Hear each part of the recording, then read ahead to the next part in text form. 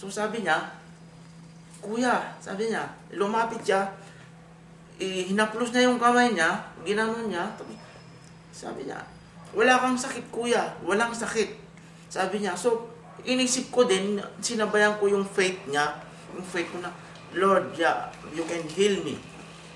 Gumanon din ako. So talagang idinidiin ng ganyan. So, mamaya, sinasabayin ko yung kamay niya, dinidiin kong ganon, para din maniwala din ako na, siyempre, totoo ba na baka mahil ako, pero mas malakas din yung faith ko na, sana Lord, sabi ko. So, maybe after 10 to 15 minutes, naramdaman daw niya na parang bumubukol-bukol. So, sabi ko, sinasagi ko pa rin ganun. Mamaya, sabi ko, nawala. Gumanon ako, nawala. After niyang hawakan? Oo, nung nakawakan niya. Nawala, sabi ko. So, praise the Lord, sabi niya.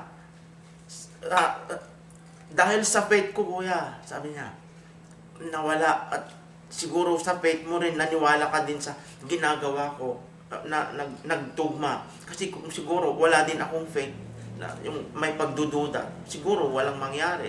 So, siguro kagaya nung nauna na parang na-heal niya, meron silang faith na sana ma-heal sila. Kasi ganun din yung ginawa ko. Sana nga ma-heal ako, sana matanggal, sabi ko. So, hanggang ngayon, hindi na umiinit yung skin. Hindi na bumalik. Hindi na bumalik. Tapos, yung batok ko hindi na sumasakit. Pero of course, sinasabayan ko pa rin ng tablets na nireseta ng doktor. Pero yung time na yun, talaga na, nung sinagi niya, nawala yung sakit. Kasi pag ganito ko, suklayin ko masakit. Nararamdaman ko masakit yung skin niya. Ayan, nung nasabi ko yung mistika na so, siguro, kung ipinagkaloob nga ni Lord na yung mahaplos niya, praise the Lord. Kasi ako, natutuwa din ako. Natutuwa ako. Nahihil niya. Totoo. Kasi ako mismo na naranasan ko. Sana marami pa siyang... Sana marami pa siyang mahil, matulungan na lalapit sana. Yun ang hiling ko. Thank you po. Okay. Well, Amen. Amen. Praise the Lord. Praise the Lord. O, Ninya. Ninya. Ikaw, bago natin makuha yung pagka-fire ko. So, Ninya, before I will get fired. Kuha naman sila. Totoo. If you'll get fired, I'll be fired too. Oh yeah, if I'll get fired, she will be fired also. That's right. Kasi empleyado rin siya eh. Kaya sabi ko, Ninya, praise the Lord na lang kung matanggap pa tayo o hindi. Sa bahala ng Lord, sabi ko. God will provide. Sabi lang po ng full name sa... Rolly ka na? Hindi ko nakukuha. Full name po sa... Kaanan po ng Ako po si Ninya Sarandi, Secretary at Personal Assistant to Miss Mystica. Last Saturday po, lumabas po ako and then pagbalik ko po dito, trinangkaso ako. And then, the following morning, talagang pupunta kami sa church. Tinatrangkaso ako, tapos lumapit ako sa kanya, sabi ko, Tita, hindi ako sasama, masama ang pakiramdam ko.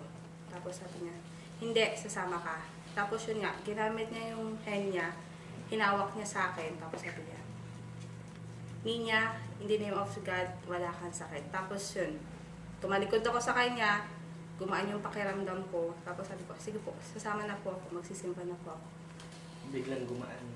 Biglang gumaan na talagang dead talaga ako na kahit yung driver namin, sabi ko, kuya, hindi ko kaya, kayo na lang magsimba, sabi ko. Pero usually naman, every Sunday talagang nakaschedule kami na mag-mass.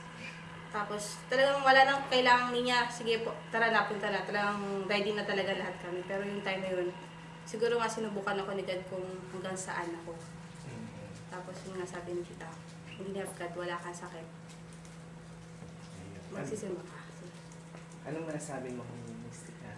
Kay ni Tita, sasabi, yung gift na binigay sa'yo ni Lord, ingatan mo yon and then yun nga, kung sa ibang tao, hindi sila naniniwala sa nangyayari sa'yo, sa malaking pagbabago sa'yo. Si God lang nakakaalam kung ano yung totoo. At yung faith mo kay God, saludo ako ngayon. Iba talaga. Thank you. Thank you. Nakakang ninya talaga doon. Nakakang ninya. Next. Santa Niña. Next. Ninya. Okay. Ano ko yan? Ito ang hatol. The Judgment Day. The Judgment Day. Oh my God. Oh my God. Be careful. The Judgment Time.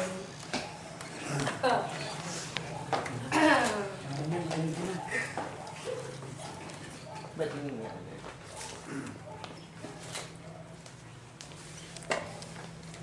Sir, they want to know if they're gonna be fired or what? No.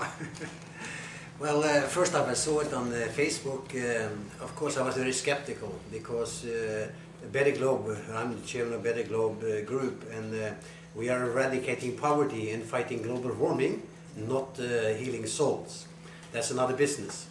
So I wondered what was happening. So when I came here, of course, I wanted to know because I was ready to fire her. If she was taken off into that area of business, that is not applicable to what we are doing. But of course, when I talked to her and understood how serious it was, and that she really believed in it, I understand that she can do it. Are you proud of her? I'm very proud of her. Because actually I'm very proud of anybody who are willing to sacrifice a job to do what she did. And she's an asset to your business. Absolutely. Absolutely. So I think that I've always admired people who are doing what they say they believe in. Too many people say something and do something else. She stuck up and she took the chance to get fired in a fantastic job for the future just because of something believe in, and that I think is an asset to Better Globe. And helping others is great. Great. Absolutely, and to be a Christian, I'm a Christian myself, was always been, and there's nothing wrong by being a Christian. So, but of course, as long as she did that because she felt it and got the power, I'm all for that. So you're not gonna... We are not going to fire her or anybody else. Let's party! Let's party! I'm quite believing you guys because I have Party in the afternoon. Oh my God! What's your name, sir? I am not fired! Reno Solberg. Oh my God! Yay! So I'm the chairman of Better Globe Sabihin Group. niya, you are not fired either. Okay, thank you, sir. Yeah! Praise God! Makikita niyo talaga doon sa ano ha, yung parte na talagang dinalay. Last na lang. Okay. Thank you!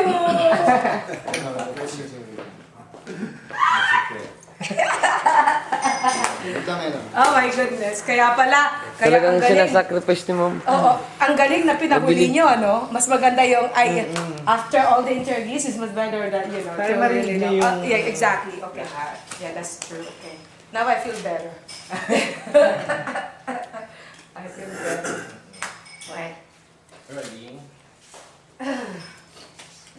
Ayan, aside sa pagiging fake dealer mo po, syempre may business po kayo. Ay, Yes, oo. ngayon, nalaman mo na. May job pa pala ako. I still have a job as the Managing Director of Better Globe Marketing Philippines Incorporated. So I'm so proud kasi pag naniniwala ka sa isang bagay, pangatawanan mo yan. It doesn't matter kung ano ang circumstances, kung ano yung maging result. Kasi I was willing to lose my job. Really, I said, kung ano yung paniniwala ko, tapos i-give up ko, ibig sabihin sumusuko ako. Will God be proud of me? Of course not. Dahil sasabihin niya, I've given you that gift dahil by that time, talagang hiniling mo sa akin dahil sa kinakailangan mo.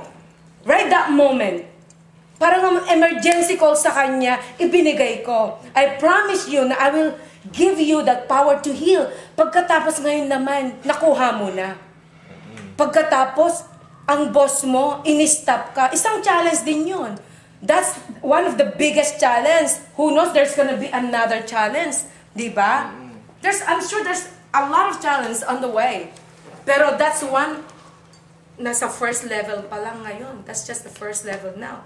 Pero since na siya na mismo ang nagsabi na, of course, because I was willing to give up everything because of what I believe in, it doesn't matter if I am going to have a job and be broke or what, at least, pinangatawanan ko. And that's the most powerful thing na I have proven to God.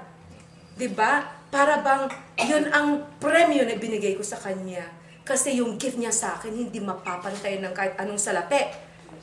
No money can ever, para bang pay that back. That's why when I told Him, God, I know even if I'm going to lose my job, you're always going to be my greatest provider. You've proven me because this is even hardest to heal people because once I fail, meaning to say, my name ang nakataya, di ba? Wala na. Mystic ka, wala na. Pero because of the power of my faith na through Jesus Christ, I use His name. Sinabi ko mismo sa YouTube, sa video mismo. Sabi ko, Lord, alam kong hindi mo akong papayain dahil pag pinaya mo ako, wala na rin akong paniniwala sa'yo. I-prove niya. So, kailangan, praise the Lord, tuloy-tuloy na to. Ayan, syempre meron akong mga friends sa showbiz ka. Right. Babalik ka pa ba ng showbiz area? Open pa naman ako sa showbiz, kaya lang pinipili ko na lang. Kasi, they want to put me back to yung dati, yung ganon, di ba? Pero sabi ko, tapos na yun, tapos na yung kabanata na yun. Ngayon, kung sometimes, just for the sake of, yun, split queen naman, hindi, kung sakaling yun naman ang ano nila, if it's not really necessary for me to do it again, bakit gagawin ko pa, di ba? Unless na talagang require nila. Because doing the split is just a part of my entertainment, a part of my image. So, hindi pa naman completely nawala na ako showbiz dahil of course, mga out of towns o kaya yung mga out of the country ako yun. Mga Singapore, galing ako ng Singapore lately sa Platinum World. So they wanted me to go back. Tapos meron pang mga iba't ibang mga din sa Qatar, yun, sa Doha. Tapos marami pang darating. Racket din yun. If that's the way that God, He's given me the talent in order to have that kind of job, bakit natin i-erase, di ba? Bakit natin completely natanggalin yun? So kung ano man ang magiging second level of my life, eto ngayon as the managing director of Better Globe, I mean for me that was one of the greatest gift na pinagkaloob sa akin ng God. Kasi knowing naman because of my image, and then of course they trusted me, and then of course through giving me a personal assessment test, if I didn't pass that test, and then I wouldn't be the managing director also. So through my faith na talagang I am capable to lead, I have the capacity to be a commander, like what he said. Kasi nakalagay kasi the personal assessment test ko. If they need para bang a commander-in-chief, ako daw ang dapat na number 1 na kukunin. Sabing nakalagay doon. And I can prove to you that. So, sabi ko, Lord, I am so glad na binigyan mo ako ng ganitong power. Kasi, binigyan ako ng power to voice out kung ano ang tama. Hindi katulad dati, I was using my power to voice out kung ano yung mga mali para lang umeksena o gumawa lang ng intriga, pag-usapan. Pero sabi ko, why do I have to waste my time for those? Anong pakinabang ko? Of course, showbiz, pinagpipistahan. Pero personally, what did I get from it? Nothing. It didn't gain me anything. So ngayon, ito naman, kung sakali mang marami pang darating, if there's gonna be a lot of people who wanted my help, I am open. Of course, bakit mo ipagkait, di ba? Ang Lord nga, pag tinawag mo, di ba? Once you ask God for help, He's always gonna be there for you.